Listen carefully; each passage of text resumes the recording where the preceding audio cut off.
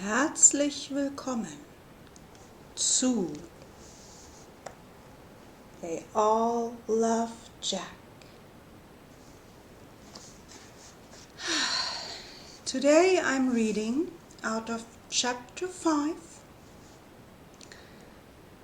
and the title of chapter 5 is The Savages. The French amongst you may want to pronounce it sauvage.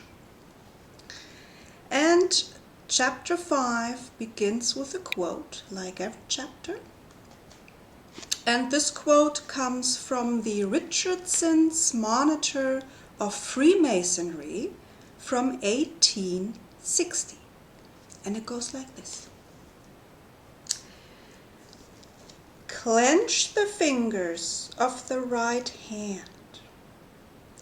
Extend the thumb. Place it on the abdomen and move it upwards to the chin, as if ripping open the body with a knife. Alrighty then, we shall begin. I'm skipping the first page. Okay. A psychopath is at its most dangerous when he's having fun. Jack was having a lot of fun, playing off the angels and the ogres in his own homicidal fairy tale. Authority would feel the weight of his spite, and women the depths of his revenge. Angels don't fuck. And in the vernacular of his hatred, I believe that's how Jack saw women, as either mother angels or whores. It's my view that he killed these women as surrogates, punishing them for the sexuality of another. And I believe one woman in particular was on his mind.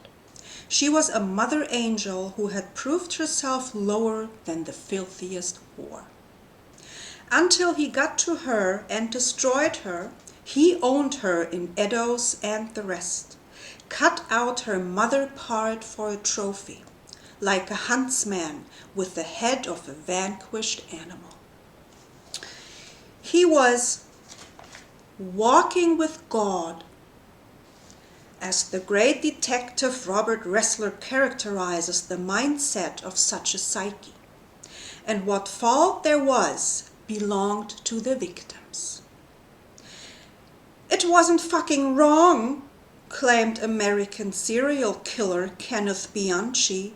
Why is it wrong to get rid of some cunts? 4 more cunts to add to my little collection, brags a letter signed Jack the Ripper, which was dismissed with infantile pomp by Ripperology as a hoax.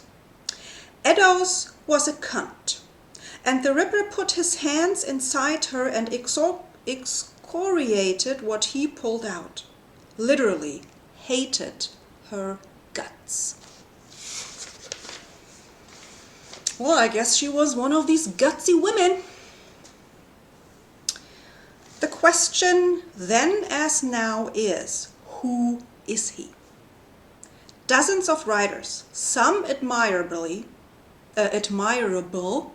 many not, have taken their shot.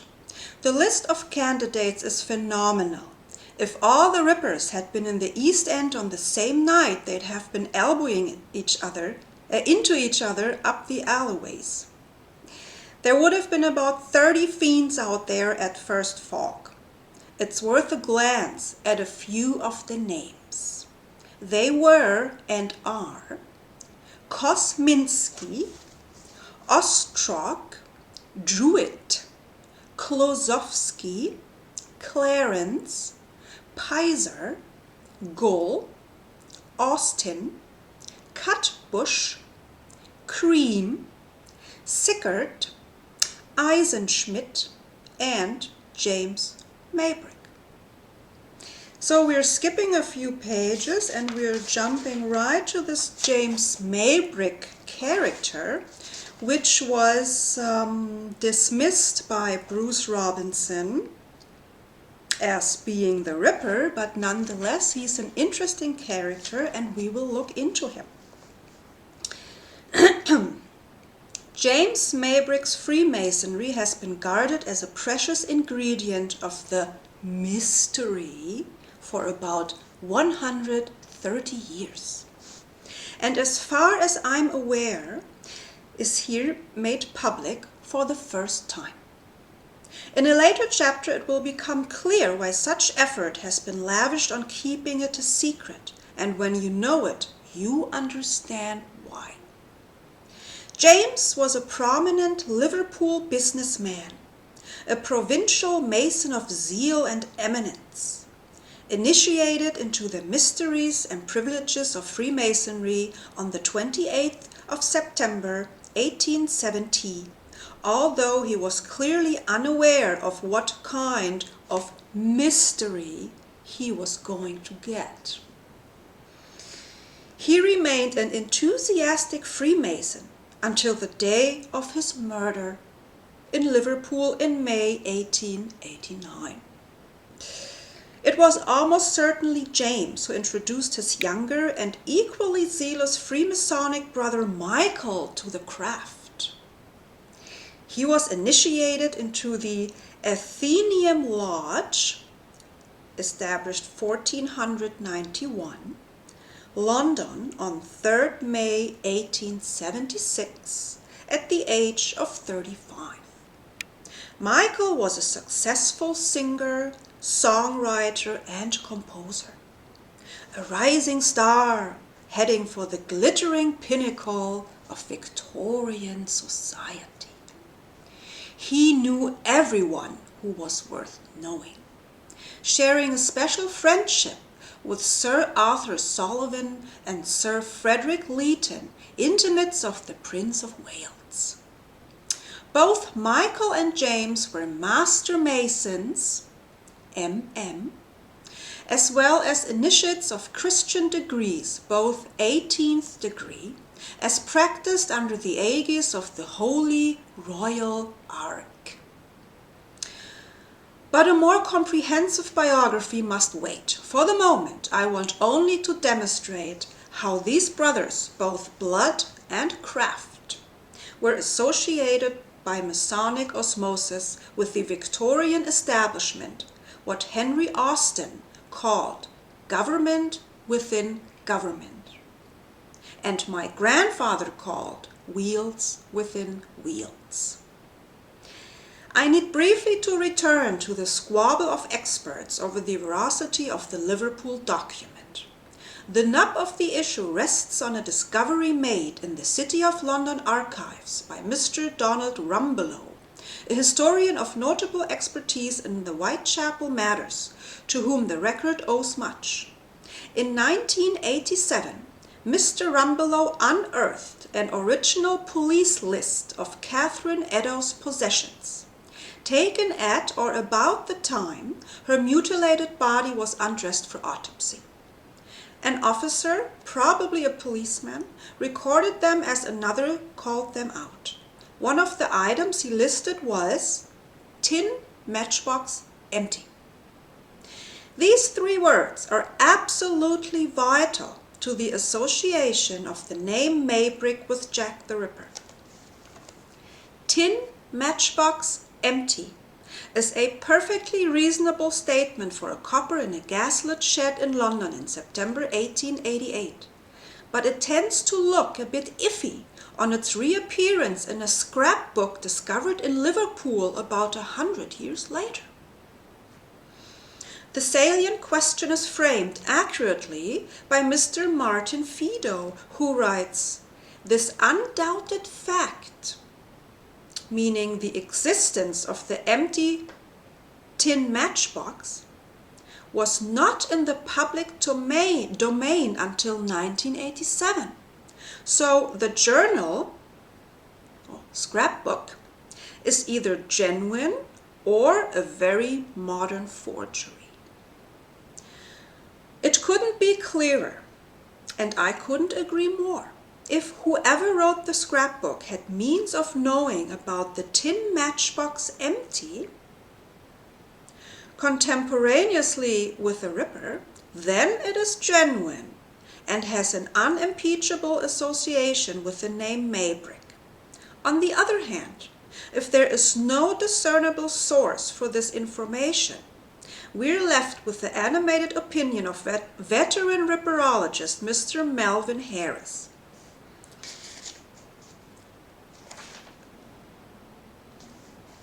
Fido printed the police list of Edo's belongings, he writes, and this provided the diary fakers with some telling references, and Ripper author Paul Feldman fell for them.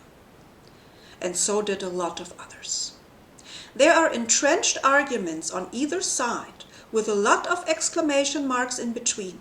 On one side are disciples of the Harris School of Certainties, and on the other, individuals with a more open mind. I let Mr. Harris speak for the former, disseminating characteristic misconceptions with his usual small caliber pop gun.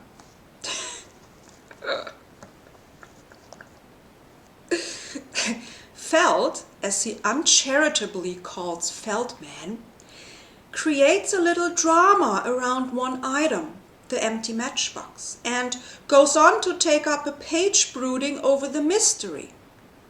"There is no mystery," he squawks, "since the diary is a more modern forgery."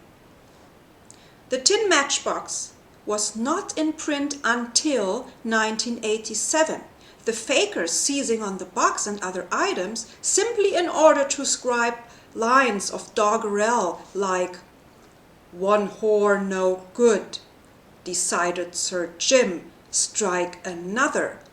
I showed no fright, and indeed no light. Damn it, the tin box was empty?" I'm sorry Mr. Harris is no longer with us. But as my grandmother used to say of such personages, he was all hat and no drawers.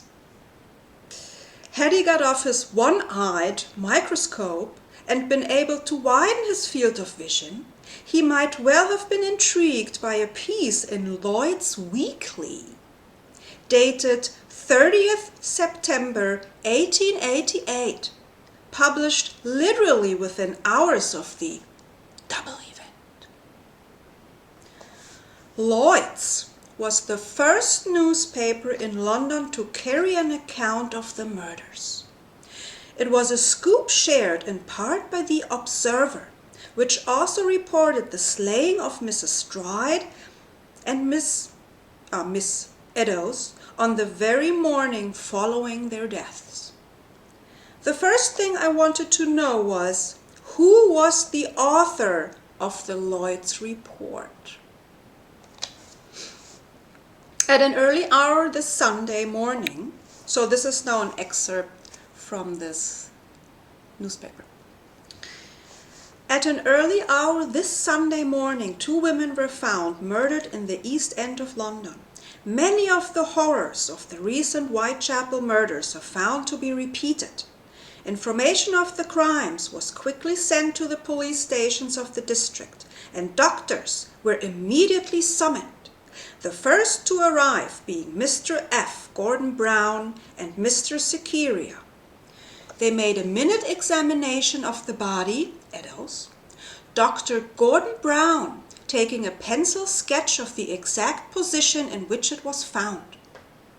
This he most kindly showed to the representative of Lloyd's, when subsequently explaining the frightful injuries inflicted upon the body of the deceased. The emphasis, so this is the end of this article.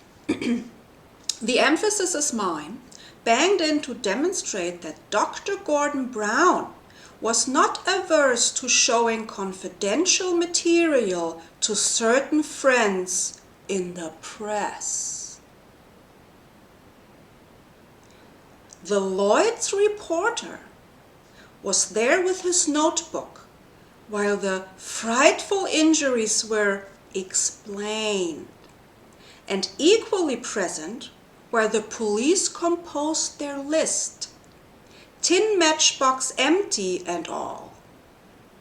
He was the only reporter allowed into the Golden Lane mortuary that night, where he could have taken notes in respect of Dr. Brown's sketch, a copy of the police itinerary, or anything else from the accommodating city police physician. Indeed, there is first-hand evidence that he did, that Dr. Brown shared secrets with this journalist. More than could be published, he wrote. We will come to them by and by. At 20 minutes past 5 a.m., records the Lloyd's reporter, we left the mortuary after the interview most kindly accorded by Dr. Gordon Brown.